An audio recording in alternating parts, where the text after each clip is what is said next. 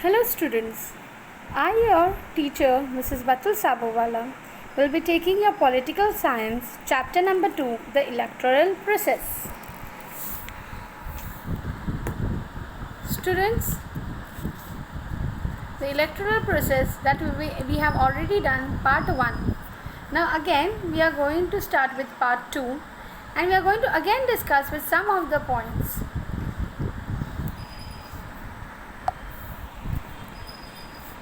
At the time of first elections, preparing the voters list was a challenging task.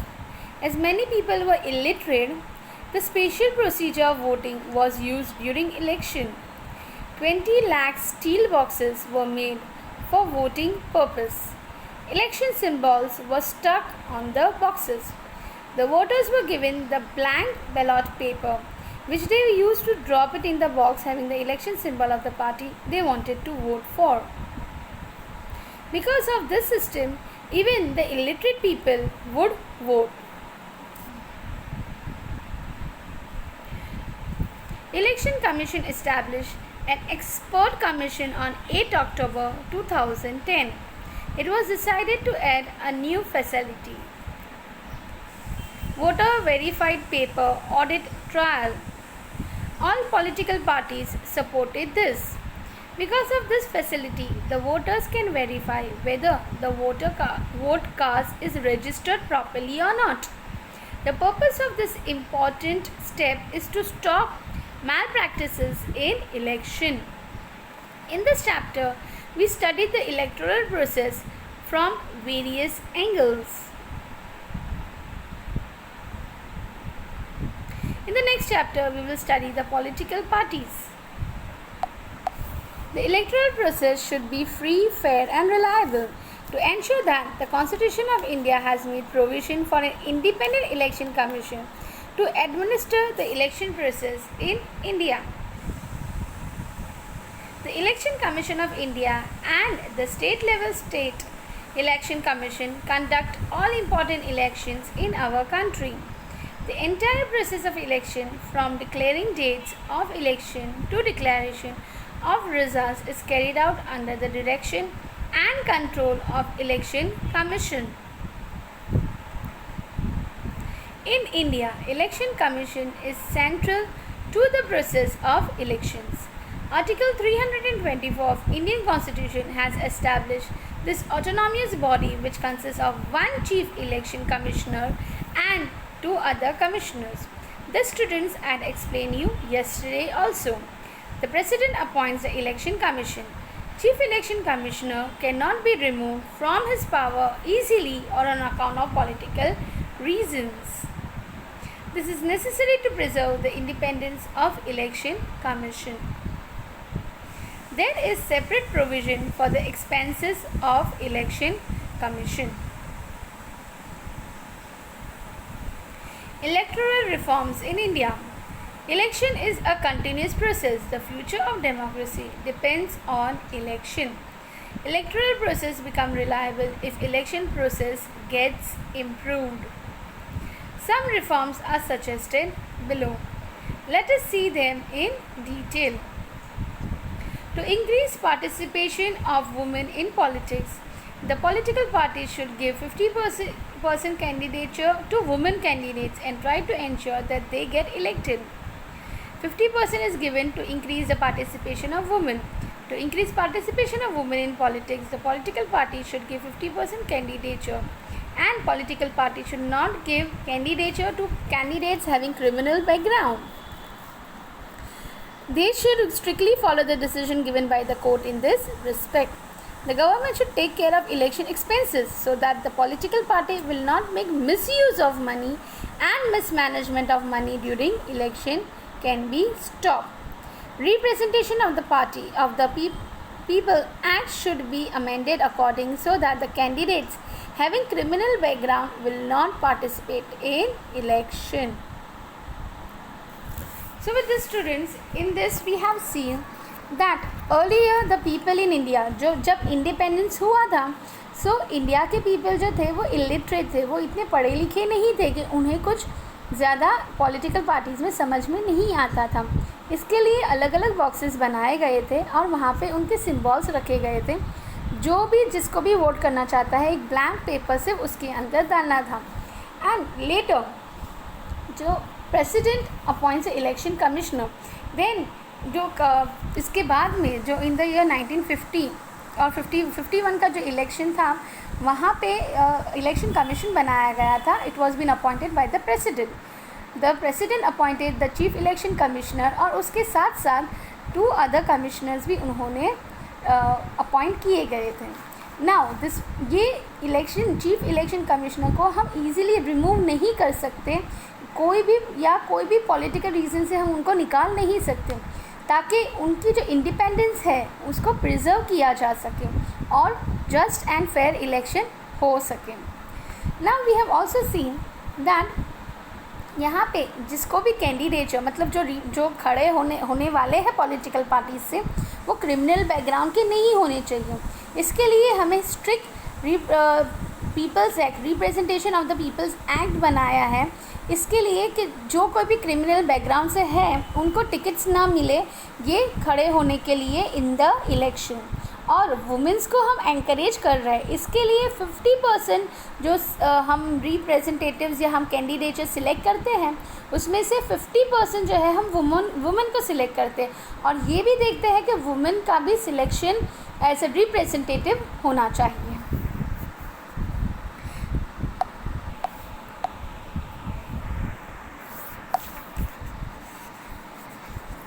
Come, let us learn the functions of election commissioner one by one. Now yesterday I told you the function, but still we will see. Preparing the voters list. Every Indian citizen who has completed 18 years of age has a right to vote. To exercise right to vote, citizens' name must be in the voters list. To prepare the list of eligible voters, to update the existing voters list, to include the name of the voters, new voters is the responsibility of the election commission. जो 18 years से ज़्यादा है उनको rights मिलती है vote करने के लिए, और वोटर लिस्ट में उनका नाम होना चाहिए। अगर पुरानी लिस्ट है उसको अपडेट किया जाना चाहिए, और जो नई लिस्ट है उनको यहाँ पे उनको डाला जाना चाहिए उनके नाम। इलेक्शन कमीशन ये सब आइडेंटिटी कार्ड को प्रोवाइड करते हैं। Second is to decide the time table and programme of the election. कब इलेक्शन होने वाला है, कैसे उसका बनाने वाले हैं टाइम टेबल, ये सब इलेक्शन कमिश्नर का ड्यूटी होती है।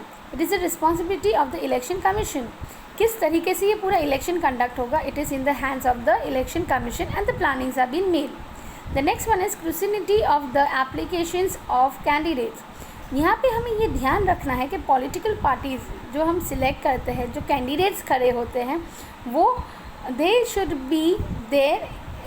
बी गुड पीपल, मतलब अच्छे लोग होने चाहिए। और कुछ कैंडिडेट्स ऐसे होते हैं जो पार्टी से सिलेक्ट किए जाते हैं और कुछ इंडिपेंडेंटली अपने खुद से भी खड़े होते हैं।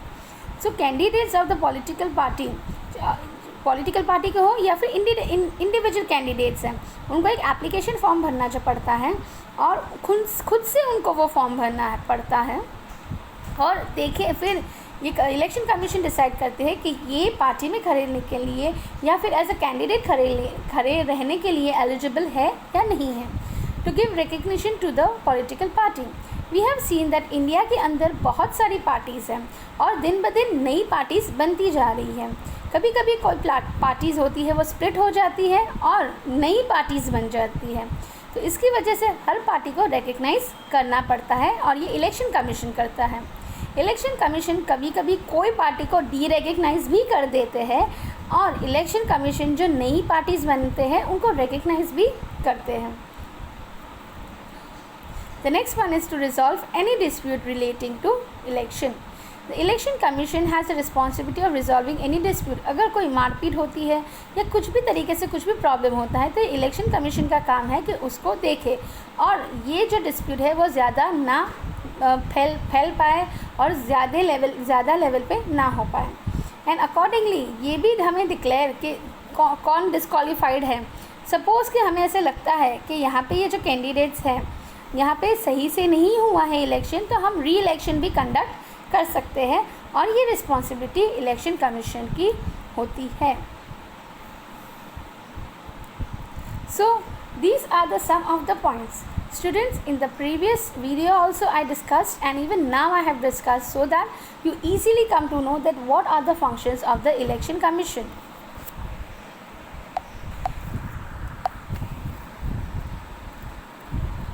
What do you understand by the system of one vote, one value, or one person, one vote, one value? One vote, one value, or one person, one vote, one value is a system of voting in which every person in a group or country has the right to cast their vote, and in which each individual vote is counted and has a value one, equal value होनी चाहिए. मतलब ऐसा नहीं कि ये particular religion के है, ऐसा नहीं कि ये पर्टिकुलर रिलीजन के है तो उनका वोट ज़्यादा होगा और ये दूसरे रिलीजन के तो उनकी वैल्यू 1 होगी. So how do this members get elected in the Lok Sabha? Every member represents one constituency. It means that there are 543 constituency of Lok Sabha. Creating constituency is the responsibility of Delimitation Commission of Election Commission. Delimitation Commission does not fall under any pressure while reconstructing the constituency. जैसे एक एक जगह से हम लोग एक एक representative select करते हैं, वैसे 553 रिप्रेजेंटेटिव सिलेक्ट किए जाते हैं. Now we'll see something about the code of conduct. ताकि फेयर और फ्री इलेक्शन हो, इसके लिए इलेक्शन कमीशन ने कुछ मेजर्स दिए हैं और ये मेजर्स को हम कोड ऑफ कंडक्ट कहते हैं. In last few decades, Election Commission has used all its power to control malpractices during election, ताकि किसी भी तरह का दगेबाजी ना हो पाए.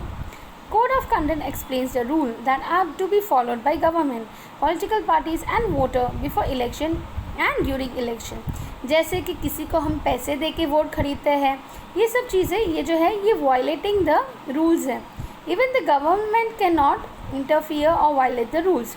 Due to the strict observance of code of conduct in the last few elections, the common voters have become very much better. Now we'll see about code of conduct. The candidate distributes the thing of household uses. वो अपनी रोज़मर्रा की चीज़ें distribute करते हैं और promise करते हैं कि आपको वाटर प्रॉब्लम से हम आपको निजात दिलाएंगे अगर आप हमें वोट करेंगे. या डोर टू डोर जाते हैं और रिक्वेस्ट करते हैं कि आप हमें वोट दीजिए, या फिर अपील करते हैं on the base of caste या रिलीजन के नाम से वो लोग अपना वोट मांगते हैं. तो ये इसमें से ये so which of this rule would you include in the code of conduct? जो फर्स्ट और जो थर्ड है that now when candidates have only the condition of age, why should they give other information to election commission? अगर यहाँ पे सिर्फ as ही दिया जाता है तो फिर बाकी सब इन्फॉर्मेशन क्यों मांगते हैं election commission? Under Act 324 of the Constitution of India, the Election Commission is directed to call for other information from each candidate seeking election to Parliament or a state legislature as a necessary one. And why are the candidates required to give information to their property to Election Commission? Property की भी information क्यों देते हैं? Candidates are required to give a detailed statement of their property at the time of election because the Election Commission is trying to control the misuse of money power in election. It also helps the voters to know more about the candidate and make their own choices. ताकि और हमें better हो सके, ताकि हमें पता है कि उनकी प्रॉपर्टी क्या है तो मिसयूज़ ना कर सके मनी पावर से. Now special voter awareness campaign is run for voters registration. National Voter Day is celebrated because of this purposes. Some constituency are kept reserved for scheduled castes and scheduled tribes. जो OBCs class के हैं, जो backward class के लिए है, उनके लिए क्यों कॉन्स्टिट्यूएंसी बचाई जाती है या क्यों उनके लिए रिजर्व की जाती है? The economically weaker section of the society, such as the scheduled castes and scheduled tribes, may not have the required sources, जैसे education, contact to contest and win election against others. If they are not elected to the parliament and assemblies, that would make our democracy less representative and the less democratic. So the makers of the constitution thought of a special system of reserve constituency for the weaker section, ताकि हर तरीके से सब लोग participate हो और हमारी democracy बहुत ही strong बने. Every political party has election symbol. क्यों इलेक्शन सिंबल होते हैं पॉलिटिकल पार्टीज़ के? Every political party has election symbols so that they can be easily understood, remembered and recognized by the average voter, because everybody is not educated, and also just when the voters see the symbol they will have an idea of that particular party. जैसे ही आप symbol देखते हो आपको समझ में आता है ये कौन सी पार्टी से रिलेटेड है. At the time of voting and counting of votes, the official representative of political party remain present. क्यों वहाँ पे वो लोग प्रेजेंट रहते हैं काउंटिंग ऑफ वोट्स के टाइम पे? जब काउंटिंग ऑफ वोट्स होती है तो ऑफिशियल रिप्रेजेंटेटिव वहाँ पे प्रेजेंट होते हैं to ensure integrity, guarantee constituency and provide witnesses to the transparency of the process. वो लोग विटनेस करते हैं कि सही काउंटिंग हो रही कि नहीं हो रही है. When the time comes to make an important decision during the voting and counting process, such a modification to previously completed forms, then all party representative involved should sign the forms to demonstrate that they are informed and agree with the decision. वो लोग sign करते हैं ताकि पता चले कि हाँ हम लोग वहाँ पे प्रेजेंट थे, और फिर उसके बाद जो भी रिजल्ट्स होते हैं वो डिक्लेयर किए जाते हैं ताकि हमें यहाँ पे ट्रांसपेरेंसी मेंटेन कर सकें, ताकि पता चले कि एग्जैक्टली ये सच है और ये we have been witness. Recognized party have equal opportunity to present their side before media as television and radio. The media such as television and radio covers almost every hook and corner of the country, and the impact is substantive. Use of such electronic media by political party would provide them to an opportunity to give first-hand information to voters about their policies, programs, manifestos and view on major issues. It is paramount to democratic electoral processes. Therefore, all candidates and parties are provided equal access to media for their endeavors. ये जो recognise political party है वो medias पे क्यों अपना चीज़ें बताती है, ताकि उनकी जो पॉलिसी या प्रोग्राम है उनकी क्या सोच है और वो कौन से मेजर इश्यूज़ के बारे में काम करेंगे, ताकि हर लोगों को ये पता चले and they come to know about it. So that is why they give सबको इक्वली ये अपॉर्चुनिटी मिलती है कि मीडिया से वो लोग यूज़ करें, और हर पॉलिटिकल पार्टी जो रेकग्नाइज पॉलिटिकल पार्टीज़ हैं वो अपनी जो उनकी पॉलिसीज़ है या उनके प्रोग्राम्स हैं, उनके जो मेन जो उनके इश्यूज़ है जो वो गवर्नमेंट में आने के बाद वो सॉल्व करने चाहते हैं, तो ये उनको डिस्प्ले किया. क्योंकि मीडिया एक ऐसा है जैसे टेलीविज़न एंड रेडियो जो हर एक इंसान यूज़ करता है, और उनकी जो इन्फॉर्मेशन है वो सबसे पहले जाती है लोगों को. So they come to know about it. Now we'll see journey from ballot boxes to EVM machines. The first election in independent India was held in the year 1951-52. Now सबसे पहले जो election हुआ था in the year 1951-52, and there was a beginning of the shaping of this and shaping of the democracy to electoral process. In the initial election, ballot boxes were used ताकि लोग voting कर सके. फिर बाद में EVM machines को use किया गया फ्रॉम द ईयर 1990 से. Many things could be achieve because of the voting machine. If the voter do not want to vote, अगर वो वोट नहीं करना चाहता है तो नन ऑफ द अबव वो कर सकता है, जिसको NOTA नोटा भी कहा जाता है. एंड जो डिसेबल पीपल है वो भी आके वोट कर सकते हैं. इससे क्या होता है कि ये जो पेपर्स यूज़ होते हैं, जो हम कटिंग डाउन ऑफ ट्री करते हैं पेपर पाने के लिए, इससे हमारा एनवायरनमेंट बेटर हो सकता है. And there is possibility to have an early declaration of the results, क्योंकि काउंटिंग पास हो जाती है, हम सिर्फ एक बटन दबाएंगे और हमें काउंटिंग्स मिल जाती हैं. तो यहाँ पे दो वे होता है कि यहाँ पे अगर आपको नहीं वोट करना है तो you can do none of the above, that is NOTA. जो डिसेबल पर्सन है वो भी वोट डाल सकते हैं. यहाँ पे हम ट्रीज़ को नहीं कट करेंगे तो एनवायरनमेंट प्रोटेक्शन भी होगा, और साथ साथ में early declaration of the results भी हो पाएगा बाय यूजिंग EVM मशीन्स.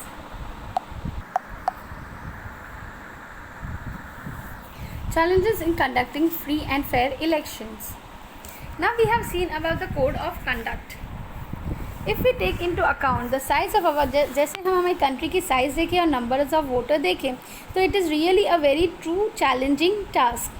लेकिन इलेक्शन कमीशन ये लोग they are working with accordings of law when they are dealing with this changes. So some of the challenges are mentioned below. जैसे misuse of money takes place in great extent during election, जो misuse करते हैं money को या किसी को bribe करते हैं, लालच देके अपना वोट्स पाने की कोशिश करते हैं, तो ये नहीं होना चाहिए। देन मेनी पॉलिटिकल पार्टीज़ जो है वो टिकट्स लेते हैं और वो कैंडिडेट्स को इलेक्ट करते हैं जो क्रिमिनल बैकग्राउंड से है। तो ये क्रिमिनलाइजेशन ऑफ पॉलिटिक्स को हमें रोकना है ताकि आगे जाके हमें कोई प्रॉब्लम ना हो, और free and fair environment create किया जाता है इलेक्शन के लिए। जो और एक चैलेंज है दैट इज़ वायलेशन, जो मारपीट होती है ड्यूरिंग इलेक्शन उनको भी रोका जाना चाहिए। पॉलिटिकल पार्टीज़ ये हेल्प करती है ताकि ये मारपीट ना हो, वायलेंस ना हो and free and fair election conduct हो सके। And to ensure the continuity, और ये जो इन्फ्लुएंस ऑफ पॉलिटिक्स और जो लीडर्स जो जिसने टिकट लिए हैं वो अपने रिलेटिव्स को दे आर गिविंग, और इससे क्या होती है family monopoly of in politics शुरू हो जाती है, जिसकी वजह से नए कैंडिडेट्स नहीं आ पाते और वही अपनी सेम फैमिली के मेंबर्स ही बार बार इसके अंदर आते हैं पॉलिटिक्स के अंदर। लेकिन मतलब इसका मतलब ये है कि जैसे एक नेता अपने बेटे को अपनी जगह पे मतलब उनको पॉलिटिकल टिकट्स दिलवाए हैं इलेक्शन टिकट, ताकि उनकी जगह पे, क्योंकि वो अभी रिटायर हो चुके तो उनकी जगह पे उनके बेटे को इलेक्शन टिकट मिल रहा है, तो वो दूसरे लोगों को मिलना चाहिए ना, क्योंकि अगर एक ही मतलब ऐसे चलता जाएगा जैसे फैमिली मोनोपोली शुरू हो जाएगी, तो ये इसको हमें स्टॉप करना है। मतलब जो रियली ये फ्री एंड फेयर इलेक्शन के जो रियली हकदार हैं, जो सच में रिप्रेजेंटेटिव बनने के हकदार हैं, उनको ही ये सीट मिलनी चाहिए।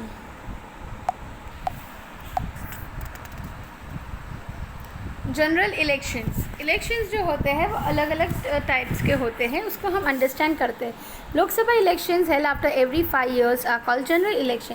जो हर 5 साल में जो इलेक्शंस होते हैं उनको जनरल इलेक्शन कहा जाता है। और if the elected government before completing its term loses its majority before completing its term in the parliament, or if the party of the coalition government withdraw their support resulting in the loss of the majority support for the government, and if no alternative government is possible, then the election are held before the completion of the term, they are called mid term election। मतलब time complete होने से पहले ही अगर majority loose हो जाती है तो बीच में फिर से इलेक्शन किया जाता है, जिसको हम मिड टर्म इलेक्शन कहते हैं। Now by election, if the elected representative in Lok Sabha, Vidhan Sabha or the local self government resigns due to his or her death, his seat becomes vacant। वो जगह खाली हो जाती है और ये खाली जगह को हम भरते हैं फिर से इलेक्शन करके, जिसको बाय इलेक्शन भी कहा जाता है। तो यहाँ पे there are 3 ways of elections। Now we see establishment of constituency, finalizing voters list, nomination of candidates and scrutiny of their nomination form, election campaigns, actual voting, counting of votes, results of election, resolution of dispute regarding elections। So these are some of it। Shyam Sharan Nege from Himachal Pradesh was the first voter in India to vote। He exercised his right to vote on 25th October 1951 in Lok Sabha election। जैसे हमने पहले देखा था, in the year first election after independence took place from 1952, मतलब यहाँ पे election किया गया था, फर्स्ट इलेक्शन ऑफ इंडिया। सो ये जो है वो फिल इन द ब्लैंक्स में भी आपको पूछा जा सकता है। So students you have to read the chapter thoroughly in order so that you understand, and plus you have to see the videos also which I have posted to you so that you can understand the chapter very well. Now again we are going to have the election for the corporates in February 2021. So you can easily come to know about it, that how the election process is been taking place, what are the work and what are the functions of the election commission in this election process, and how the journey about the ballot boxes to EVM machines were being there, and what are the different process of elections। Students, for the betterment we will again see the process of election। पहले तो different constitutions जो है उसको establish किए जाते हैं, फिर उसके बाद जो फाइनल वोटर लिस्ट बनती है, जैसे मैंने आपसे पहले बताया कि वोटर लिस्ट को मेंटेन करना, अपडेट करना, ओल्ड वोटर्स जो जिसकी डेथ हो गई है उनको निकालना, और जो न्यू वोटर्स है जो 18 ईयर्स जिस 18 ईयर्स के हैं उनके नाम डालना। तो ये फाइनल वोटर लिस्ट बनाई जाती है। उसके बाद नॉमिनेशन ऑफ द कैंडिडेट्स किया जाता है और उनके फॉर्म्स को अच्छे से, जो एप्लीकेशन फॉर्म वो लोग भरते हैं उनको अच्छे से स्टडी किया जाता है। फिर जो एक्चुअल इलेक्शन कैंपेन, जैसे आप अलग अलग बूथ पे जाते हैं और वहाँ पे अपना वोट डालते हैं वो, फिर एक्चुअल जो वोटिंग जो आप करते हैं, फिर बाद में काउंटिंग ऑफ द वोट्स किया जाता है, वोट्स को गिने जाते हैं और फिर उसके बाद उनका रिजल्ट्स जो है इलेक्शन का वो डिक्लेयर किया जाता है। और अगर इस बीच में, मतलब right from the starting till the ending, अगर कोई भी प्रॉब्लम्स आती है, जैसे कोई डिस्प्यूट आता है या कोई वायलेंस होता है, तो उनको सॉल्व करना भी is the work of the election commission. And ये पूरे प्रोसेस से ये लोग क्या करते हैं, इलेक्शन को कंडक्ट करते हैं। So with this students, I hope you have understood the chapter. Thank you students.